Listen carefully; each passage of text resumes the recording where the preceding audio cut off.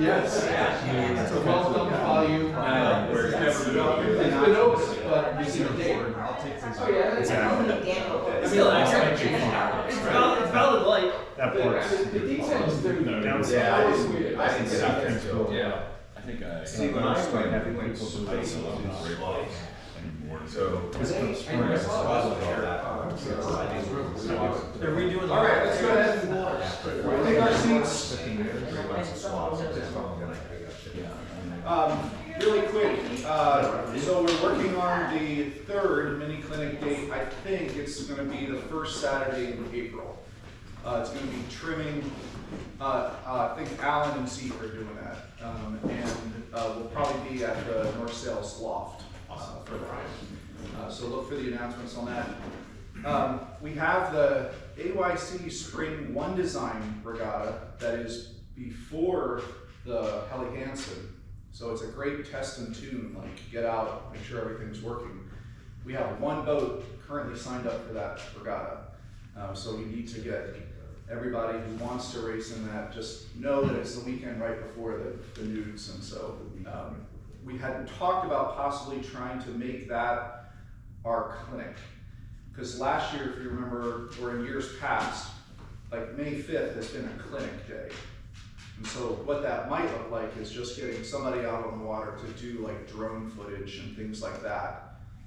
That then we bring off, it's only a one-day event, then we bring off the water and we kind of look at what can we see, looking at all the different boats, who's doing what right, who's doing what wrong, and how do we like split the difference. You know? So anyway, Jeff, thank you so much for being willing to come out and teach us and bring us up to speed. Jeff Boland has volunteered to do the rules of racing, and he's a U.S. Sailing National Judge and U.S. Sailing National Umpire, and still racing naturals, and yeah, great. Busy. All right, over to you, Jeff. Thank you. First thing you'll notice is a couple things. Ignore the logos in the corners. I'm reusing things. I've been a little busy trying to bring back match racing to Annapolis. So the Boat US Samurai Cup, what used to be the Boat US Samurai Cup, now just the Samurai Cup, is going to come back in May. So we're frantically trying to bring it back, and we're part of the World Match Race Tour, so I've been a little busy with that, as well as actually working for a living.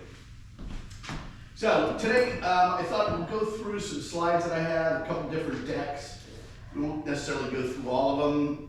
We'll go through some that I think are more interesting. And then what I thought, especially with a little smaller group, it's a lot of fun to do some, you ask me questions. You say, this is what happened on the water, and we'll talk about it and talk through the rules and some scenarios that you've actually encountered. Because it's easier for you to say, what happens here, than me to try to explain a rule and you try to figure out how to attach it to that scenario.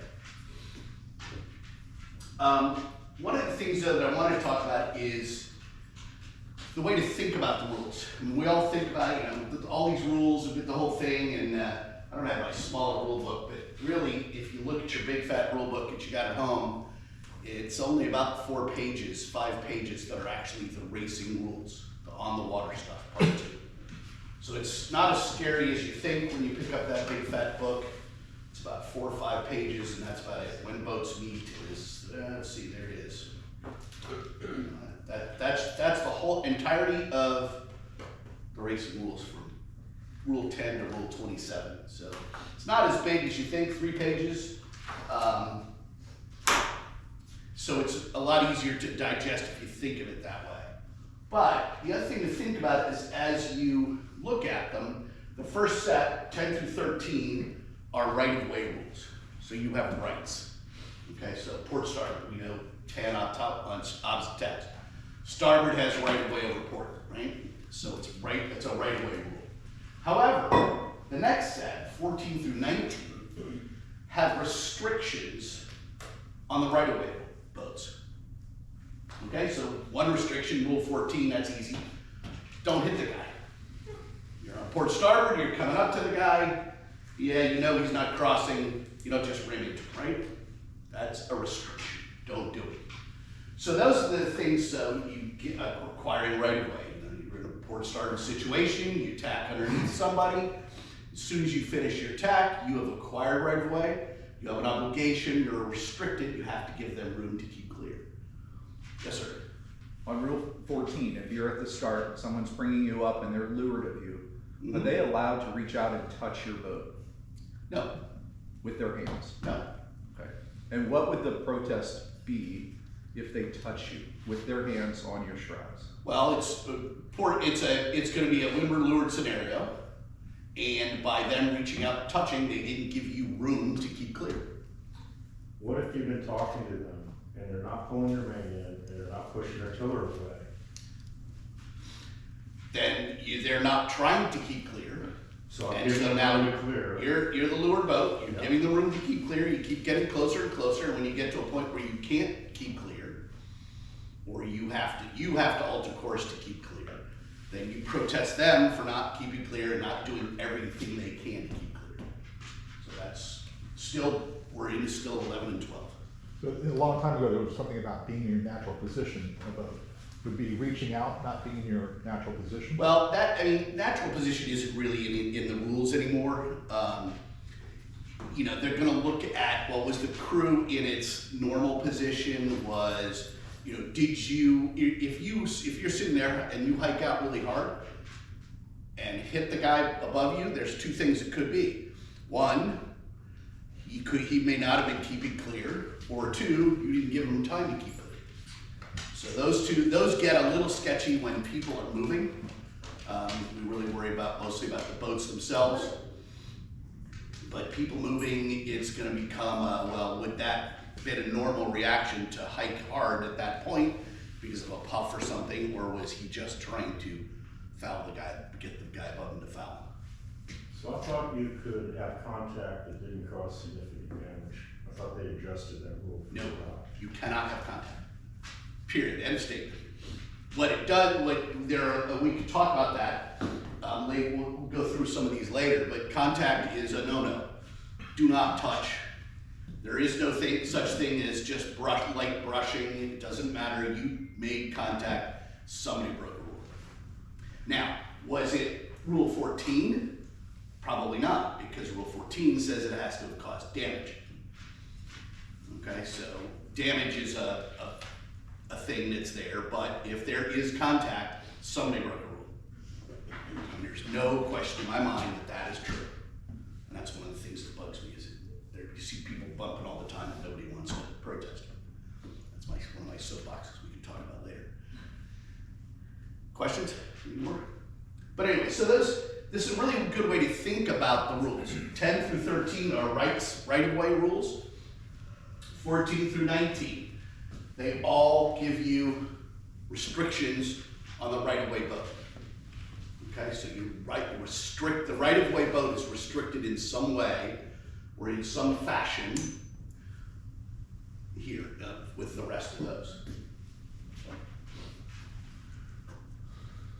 These might look familiar to you. It's one of my favorite videos that I've ever had, and it is the biggest set of fouls I've ever seen without ever any protests.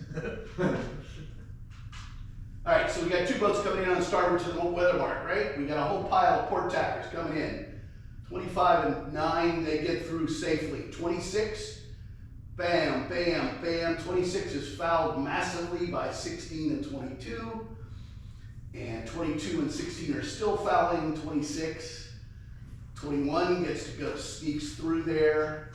Now we got 85, fouls the next guy down. And nobody does any turns. No pails or protest, no nothing. There's at least 4 fouls in there. Way to go, J70s.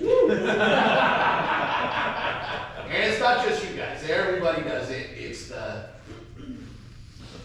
so right here, All right, so. Yeah. right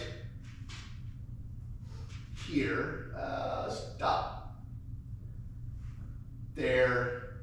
These guys coming up on port.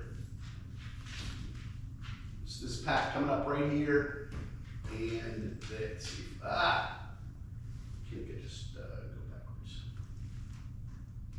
Can't seem to get it to stop where I want it to stop. Does your space bar do it? Or your space bar is the same box? Nope. Space bar started it.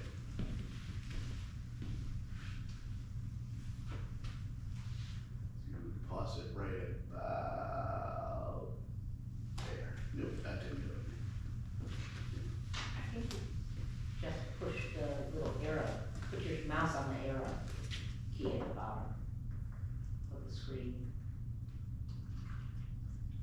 Yeah, That's it. yep, there. So now let it run. You disappeared, that's what happened. Just move the mouse. Move the mouse. Pause. Yeah, good teamwork. All right. All right, now I figured it out. It'll be so fast. So these two boats have done everything they're supposed to do. So there's the yellow mark behind them. They've gone through. They're going around. These three right here are the culprits.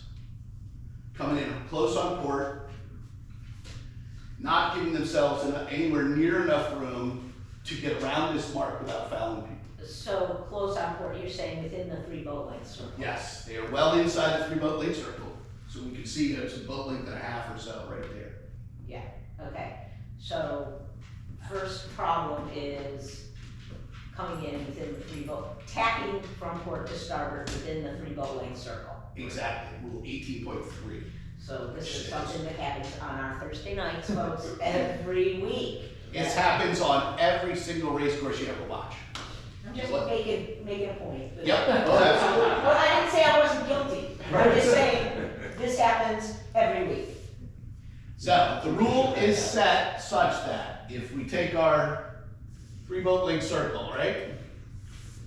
And then give me a second and I will read you the rule because it's an important one. Okay? So we got this boat coming in here and let's just do it one at a time and then we'll talk about what has to happen after that. So we have another thing to think about is when you're thinking about a scenario, something happened on the water, one of the things to think about is walk the boats through and talk about what rules apply at what point. Okay, so right now, the only rule that really applies is rule 10, right? Port starboard, it's the only one that applies. Now, because 18, that rule 18 mark room doesn't apply because they're on opposite tacks. All right? So as they come together, this guy's coming in, this guy's sailing along, this guy throws in that tack right here. And this guy goes up beyond close haul. The red boat has broken the rule. The rule reads, because as soon as he passes head to wind, inside the zone, it says 18.3 says passing head to wind in the zone. If a boat in the zone of a mark to be left to port passes head to wind from port to starboard and is then fetching the mark, she shall not cause a boat that has been on starboard tack since entering the zone to sail above close haul to avoid contact, and she shall give mark room if that boat becomes overlapped inside her. So to be clear, it's not against the rules to tack in the zone. You No. just can't take someone off proper course. Not proper course, above close hauled. Oh. Okay? So it's a distinction that's important. That's really important, so. Yeah, understood. So boat number 2, if you do not go above Close hauled. close haul, but That's okay. let me back up. So if boat number 2. So right in the first scenario, boat 2 is Green, yes, sorry. green is a close haul course towards the mark, right? At this right now, they're both, because we got your breeze right here, so yeah, it's about close haul. If he comes in and causes him to go above close haul, which means just anything above that close haul course, Yeah. he breaks the rule. Now, if green happened to be way overstood out here Exactly. and ripping along, and red throws it in, and green has to go up to close haul, That's not a foul. that is not a foul. Right, that was my question.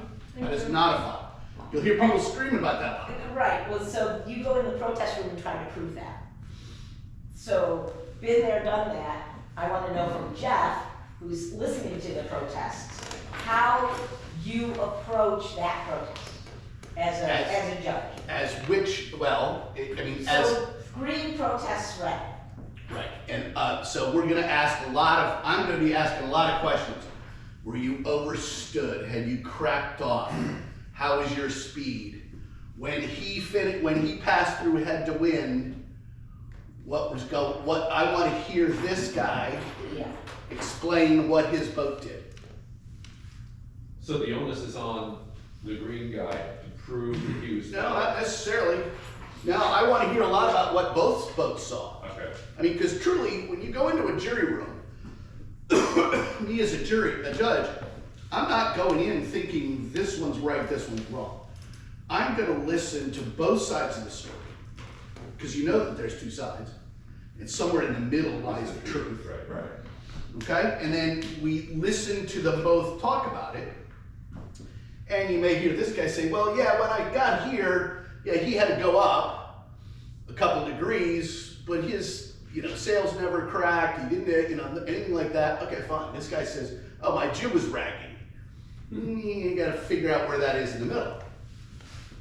Now, it'll also then depend on a lot of the things that we talk about is, well, when you passed the mark, how far from the mark were you? Things like that. There's a lot of things in there that we're gonna talk about.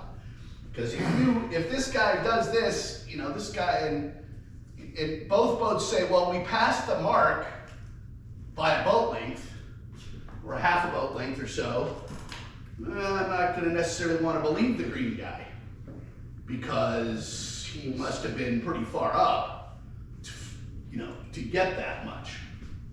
Now, if the red guy says, oh, I barely made it, and the green guy says, yeah, and I was only a couple inches above him, oh, now I'm gonna start to believe the green guy more. I mean, it's all about physics. Can't physically get there from here. Right. Okay, so a lot of that is going on. So those are the two pieces, but that is, we see that in here, in that video, that boat 26 didn't have a choice. You'll see he's the next guy in. He had to go wheeling up and got wiped out of there. Okay, so those three boats in the back are all in trouble. Somehow. They should have ducked. That's exactly right. Now, there's a lot of things going on in here too. Let's just say, for example, this guy, there's a line. Let's get the line going. Yeah. Right? Never seen this before. I have to admit that cost me 60 boats and 100 boat petrol's fleet. Because I had to go down like this and just eat shit all wet. Well, it took 3 tries before we finally found a hole. And they were all in. After 2.5 miles of racing.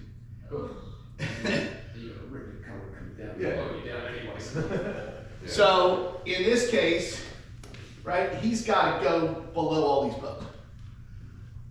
He could throw it in here, force this guy above close haul, go around the mark and say, yeah, I fouled you, do his spin, Right.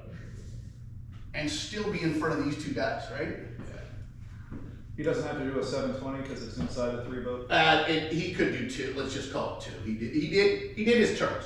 He did his penalty turn, or turns, depending on what it is. Right. It should be 2, but a lot of people are saying 1 now. Unless it happens in the zone. Will you go over the differences to when it's 1 and when it's 2? Because Look at your sailing instructions. Yes, I saw. We always do 2, Dave always does 1. Yeah. That's good standard. I think that's SSA racing instructions. Standard is 2. The standard is 2. But so let's just say this guy was able to get his 2 in even. Alright, so he did his penalty. But he's still in front of yellow and blue. I would say that his only choice now is to drop out. Why? Why? Because he gained, you cannot take a penalty turns if you gain a significant advantage. So We've that's seen not that two on the equals. fleet. Yeah, we You see see it all the time. It's incumbent upon two, I guess, the Yellow and yellow and blue. Green could protest as well. Yeah.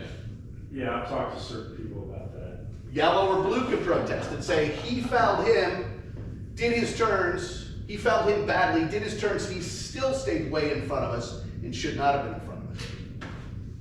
So part of this is indicating that the protests are very difficult for the sailors to conduct. And that's why they're shying away from protests. Is it the process is difficult or the emotional, frustration that, occurs within the fleet that's difficult? Multiple levels. Yeah. There are a lot of, a lot of peer pressure to not protest, Right. which I think is really wrong. I mean, when I came into the J24 fleet here, there was a lot of peer pressure to not protest, but I kept getting stepped on. So I finally protested the top two guys in the fleet, and on a Thursday night even, they stopped fouling me. Right. What, I did that the first 3 years of 70 racing. so, And vote red, Yep. followed, green. I can't. Followed but green. Followed green, did the spins, ended up in front of, ostensibly ended up in front of yellow and blue. Right. But Yep. you So, shouldn't. right, but what is the line? Like, if, Well, if red did spins and yellow passed and blue was like right on their hip, is that still? It gets close. It's kind of a, I mean, this one's a little tough because there's only 3 boats here, right? Right, yeah. If it's a big, huge pack, like I said in the Etchel's Worlds, because I could have, there were a couple of holes I could have gone through, and I know I would have fouled somebody, and they'd only had to do a small duck, and I could have done my two spins and stayed in front of 30 boats, but I didn't do that because that's wrong. The answer is, what is a significant advantage?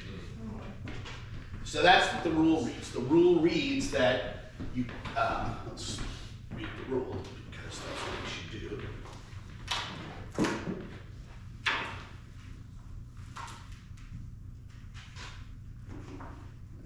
First take penalty.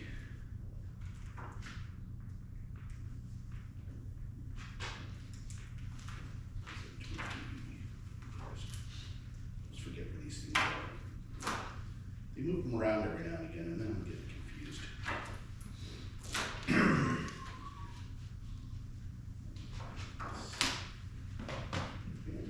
It feels like what you're saying is that the significant advantage gained was the avoidance of the having to go back the other way. Yeah. So it's not so much that he punched out a boat length on yellow and blue, it's that he didn't turn down to go down another 8 boats. Right, Which he is would where have his lost. Yes. rightful spot in line would have been. Yes, most likely. And it says, at 1 turn and 2 turn penalties, after getting well clear of other boats as soon as after the instant as possible, a boat takes a 1 or 2 turn penalty, blah, blah, blah. That's What rule are you reading? What's that? What rule are you reading? That's 44.2. I actually want to say, we want to go up into 44.1, and it says the notes race, but however, when a boat may have broken a rule of part 2 and 31, she doesn't have to take the, so we hit the mark. If the boat caused injury or serious damage, or despite taking the penalty, gained a significant advantage in the race or series by her breach, her penalty shall be to retire. So that's 44.1B. So significant advantage, if you look at the appeals, Yes. 1 boat or 20 boats or 50 boats. How do we determine? That's gonna be up to the jury to decide. I would say that 1 boat is not significant. I mean, that'd be my opinion. 2, Unless it's it's the egregious, finish order of the regatta. Right, and the other one though becomes sometimes it's how egregious was the penalty. He knew that if he was gonna do this, he'd, lose 10 boats. That's a significant advantage. So it's about the race in the moment and not the regatta. Well, it can be about the series. I mean, if he didn't do that, would he do better? But it's harder to tell. Are you asking me? Okay, so in your scenario that we put up on the board, And even this one, because of the gap that exists, would a significant advantage be considered because they could have, if somebody came in with this protest and had this film, I think it'd be pretty obvious that all of those boats could have docked and everybody could have gone around. So would they then have said that was a, you know, significant, I mean, how do they handle the, Well- you made a poor decision? Yeah, I mean, that's what we would have said. If Right. somebody came in and was, and if they did, but they stood up and said, but I did my penalty turns. Right. We could be watching that and going, but no, that's a significant advantage. You gained over all these other boats. The jury could still throw them out, Okay, even if they had done their penalty turns. I mean, if you, one of the things you do in a bigger fleet, if you're gonna protest somebody and you think they may have done penalty turns, you write in your protest, they gained a significant advantage. You believe that. Because then, a lot of times what protests, to go into jury stuff, I don't wanna go too far down that road. But these days we say, okay, you gotta write down if you, in a big fleet especially, they ask you to fill out the form that says I did penalty turns. So what that does is then the jury looks and says, oh, this guy did penalty turns for a incident with boat 6. Oh, here, boat 6 is protesting him for, oh, they did penalty turns. We could probably just put those away. Now, they typically they'll put them together, go to the protestor and say, are you? are you okay with this? The protestor should say no, because you gained a significant advantage. Or you put a hole in my boat or something. Whatever it is, but you go forward with that. But I mean, significant advantage, it's one of my pet peeves is that we don't protest enough as fleets. Partly because of the peer pressure, partly because we don't understand how to protest or how the rules work. I've actually didn't bring it, but I have a really great seminar I can do on just what it is you need to do to understand what happens in the protest room and how to navigate that mess.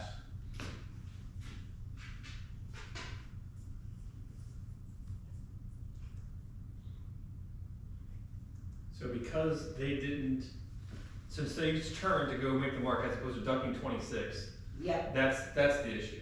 Got it. Yeah, and as you watch this happen, there's 26, then there's 41, then there's 48. It's a train. Yeah, there's a train.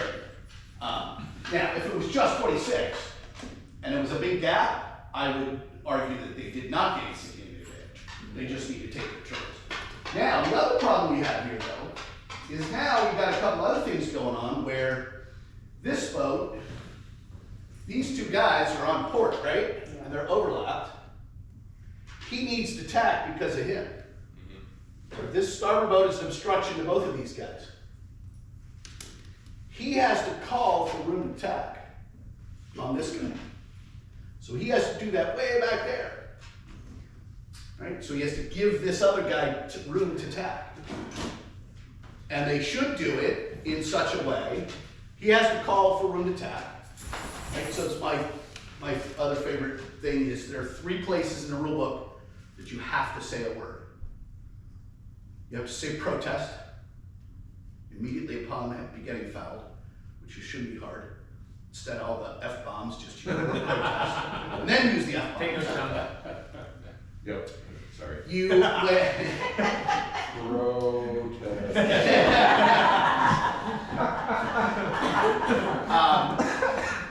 then in this scenario where you need room you're coming up upon an obstruction. So how do the rules apply to 26 as an obstruction? 22 has 2 choices here. 22 could duck 26, but if they do, since it's an obstruction and they're gonna duck it, they have to give 16 room to go behind as well. Right. You can't peel them off on them. If you choose 26, 22 is the right-of-way boat. They get to choose which direction you're going. However, what happens is, if they choose to go below 26, then they are obligated to give 16 room to go behind the obstruction as well. And if the obstruction goes beyond 26 to 18 and 44 and. Yep, if 22 decides they're going 10 boats down, they have to give, Well, theoretically, if they're going that far down, then 16 is gonna be seen. is gonna end up behind them, Yeah. so, but yes, theoretically, yes, that's the right answer. Okay. Now, the other choice 22 has is 22 could say, all right, that's an obstruction, that's a wall, I need room to tack. So they have to call for room to tack back here. So they have to yell room to tack. So that's the second place you have to say words. The third place is optional, but there's a word involved. That's 16 could say, You tell. you tack. Or 16 must immediately tack. It's an immediate answer. You tack, or they put the helm down. If 22 says room to tack, they put the helm down, he goes another boat length or two, then tacks, protesting, he broke the rule. As soon as this boat tacks or says you tack, he must put the helm down. Immediately. But In this scenario, 16 and 22 are so close that if 22 initiates a turn, he would then, like, you would hit 16. 16 has to initiate first to give 20, like. Right, well, yeah, I mean, but yeah, you're right. I mean, 16 has to decide. Yeah. Now, here, they both turned up and made it worse. Right. If we back up a little, there was room. And if 16 says you tack, 16 has to keep clear of 22. Okay? Really dangerous things. 16 has to keep clear of 22. The interesting thing is, it looked like 16 could have tacked under 25 and not foul 26. You don't know the current. I don't know. I agree. Yeah, maybe, but I don't know. I didn't take Depth perception. Yeah. There's a depth perception problem here too. Yeah. These guys are really close to that mark right there. Well, Look next how tall year, that mark a little is. more comfort in that space. Yeah, I'm not so sure about that. But, so these guys, clearly, their choice was either to go way down, or they could easily tack inside and go underneath the mark and move back around again. That's really slow. It is, I'm telling you. I've done that before. But, that's the right answer. It's That, okay to say F then. Okay. You don't, there's no protest there, but you can F that and go around, and that's fine. That's okay, that's. You can write that down. That's good. Okay. We're learning together. This Yes, is that's good. So we just talked that, we just had a big long conversation about that. And the part here is that even where this guy is coming down, even though he was overstood, right? Because yellow did it so close to here, he had to go up, and he's above close, clearly above close hold. And so we sail these boats with the inside telltale straight up and down in a lot of circumstances. Inside's completely stalled, and it's a really, really high mode on the boat. So in that mode, what's close haul? That's close hold. I mean, what is So your, if I'm sailing, if I have a boat that has both telltale streaming straight back, or maybe one on a 45, and I'm the yellow boat, and I make blue boat go to vertical, but the jib doesn't crack, have I fouled? I'm gonna say it depends. And the answer there is that what are the conditions for the day? Right. How does that guy normally sail his boat? Yeah. What is the boat normally sailed? Blah, blah, blah. There's a lot of pieces and parts. I mean, right now you're starting to split hairs, unfortunately. Where, and then I'm gonna say to you, well, how did you know that his telltale was streaming back and then was straight up? It's gonna be tough for you to see in that condition. So the jury that's gonna be tough. But I can see if it's jib inverse. I mean, I can. Oh yeah, absolutely. You I can can see see. the jib I can inverse. see that the jib didn't invert. Right. However, we have a whole other set of things going on here. It's also, it's not where your sails are set. It's what direction you go. Okay? So, let's just take the tacking rule, just basic tacking rule. When you're tacking, you go through rule 13, says, okay, sailing along. As soon as I go through head to wind, I'm tacking but I have no rights. I am a boat on attack. As soon as I am aimed, close haul. I don't have to my sails pulled in.